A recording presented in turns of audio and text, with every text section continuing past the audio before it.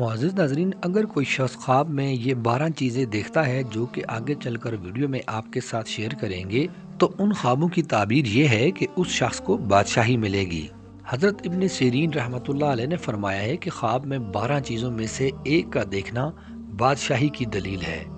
اول، دیکھے کہ حضرت صلی اللہ علیہ وآلہ وسلم نے اس کو امام کیا ہے۔ دوم، دیکھے کہ علم شریعت کو قبول کرتا ہے۔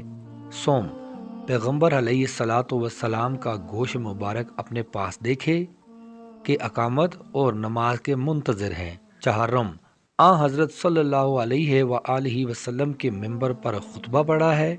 پنجم، حضرت صلی اللہ علیہ وآلہ وسلم کا جامع مبارک خواب میں پہنا ہے۔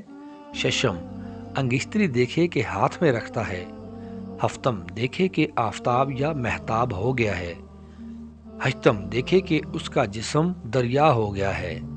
نہم، دیکھے کہ اس کی آنکھ شہر کی دیوار ہو گئی ہے۔ دہم، دیکھے کہ اس کی آنکھ جامع مسجد کا محراب ہو گئی ہے۔ یازدہم، کوئی مردہ بادشاہ اس کو انگوٹھی دے۔ دوازدہم، یعنی کہ نمبر 12، خواب میں دیکھے کہ اس کی آنکھ بیل جیسی ہو گئی ہے۔ ان 12 چیزوں کا خواب میں دیکھنا بادشاہی اور سلطنت کی دلیل ہے۔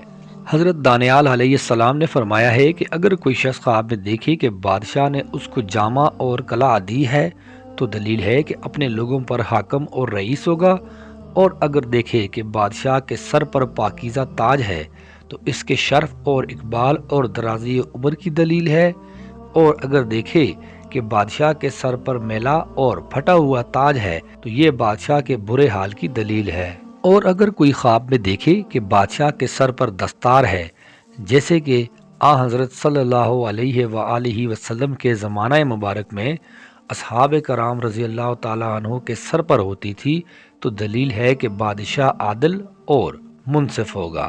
اور اگر دیکھے کہ بادشاہ نے ہوا کو پکڑا ہوا ہے اور ہوا اس کے تابع فرمان ہو گئی ہے، تو اس سے دلیل ہے کہ ملک جہاں کو فتح کرے گا اور قرار پائے گا۔